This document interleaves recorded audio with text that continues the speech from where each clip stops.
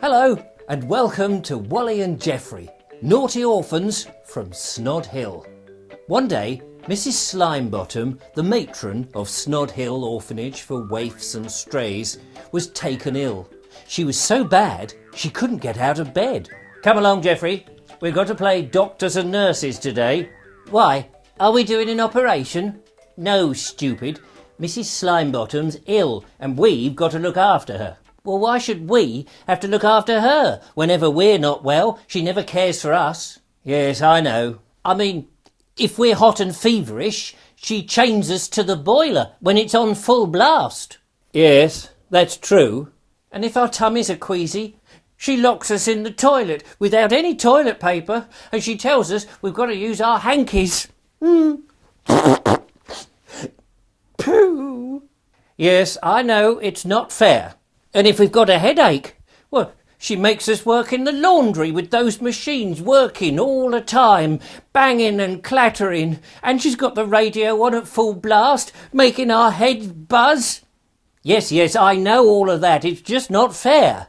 Yeah, well, if you know all that, why have we got to help her when she's feeling under the weather? Because if we don't, Jeffery, she's going to make us clean out the cesspit. Oh, yuck. We had to do that once before, didn't we? We couldn't get the smell of poo out of our clothes for ages. What does she want us to do? Well, for a start, she wants us to make her a hot lemon and honey. Well, I suppose that's easy enough, but you'll have to take it up to her. Why should I take it up to her? 'Cause I can't bear to look at her ugly, wart-ridden face. It makes my stomach churn.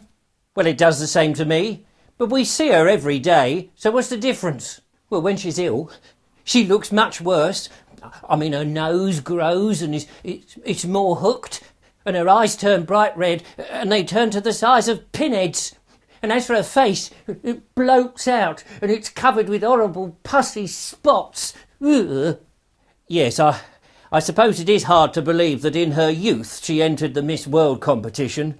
But never mind who's going to take the beverage up to her. We've got to make it first. So Wally and Jeffery went into the kitchen to make Mrs Slimebottom's health-warming drink. Right, Jeffery. First of all, we're going to need some lemons. Have a look in the fruit bowl. I can't see any lemons, Wally. There are some oranges, though. Well, that's no good. You can't make hot lemon and honey with oranges, can you? Well, you can't make hot lemon and honey without lemons. Otherwise, it'll just be hot honey. Yes, well, we'll just have to find something similar to lemons, won't we? Like what? Well, what is it that makes lemons special? That they're lemons? No, stupid. What makes them unique? That they're yellow. Exactly. All we've got to do is find something yellow. She won't know the difference. She might. No, she won't. She's got a cold, hasn't she? She's poorly and her taste buds aren't working properly. So, now, what have we got that's yellow? I've got some rubber gloves for washing up. They're yellow. Idiot. You can't drink washing up gloves. Oh, hang on. This bottle's yellow. It says on it, lemon fresh. Ah, well, that's more like it. What else does it say? It says, warning, kills all known germs, dead. Perfect. Whiffy Bum's full of germs, isn't she? That will get rid of those. Now, where's the honey? Oh, the honey pot's empty, Wally. Now what are we going to do? Well, don't panic, Jeffery. We'll just have to improvise like we did with the lemons. What can we use to substitute for honey? Well, what about golden syrup? Yeah. Well, I thought of that, didn't I? And there isn't any.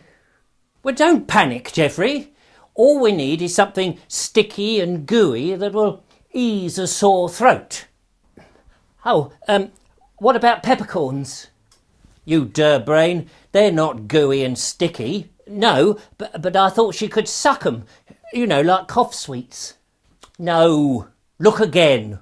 How about sunflower oil? That's sticky and gooey. Yes, but it's too runny. Look in the larder. Ooh. Oh, well, what about this then?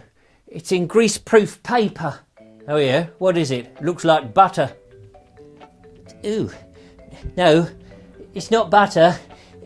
It's got lard written on it, but it is sticky and gooey. Yes, well, it sort of looks a bit like honey, and perhaps it'll melt down a bit when we put hot water on it. I mean, what's the worst that can happen? She gets ill? Stupid, she's already ill. Once you're ill, you can't get iller. So, Wally and Jeffery mixed up their concoction and they took it up to Mrs Slimebottom. She was fast asleep, so they left it carefully beside her bed. Was that all we've got to do? What? No. She wants us to fetch the television up so that when she recovers, she can sit in bed and watch the news. The television? Which television?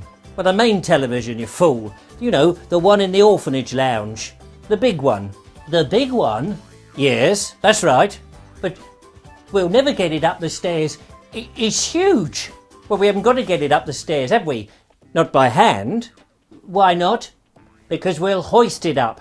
I've already rigged up a block and tackle up on the balcony. We'll tie some ropes round it and pull it up. So Wally and Jeffery managed to carry the television outside just below Mrs Slimebottom's balcony. Then they rushed up, dropped some ropes down, tied the ropes around the television, rushed back up to the balcony and started to hoist the television up. Now come along, Jeffery, pull harder. Yeah, I am pulling harder. Here. Aren't you going to do any of the pulling? Me, Jeffery? Oh no, I'm making sure that Mrs Slimebottom has got every creature comfort. Oh, she's just drinking her hot lemon and honey now. Oh good, does she like it? Just then, there was an almighty shriek from Mrs Slimebottom's bedroom and Wally peered through the window.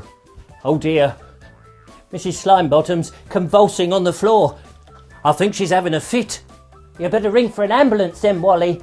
Yes. No. You do it. I don't know what the number is. I think it's 9. Oh.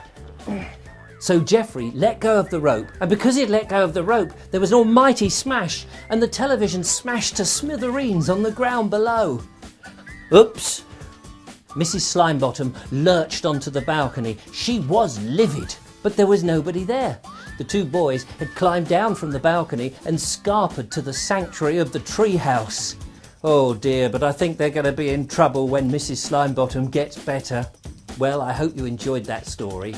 Join me again the next time for more of Wally and Jeffery's adventures at Snod Hill. Until then, bye-bye.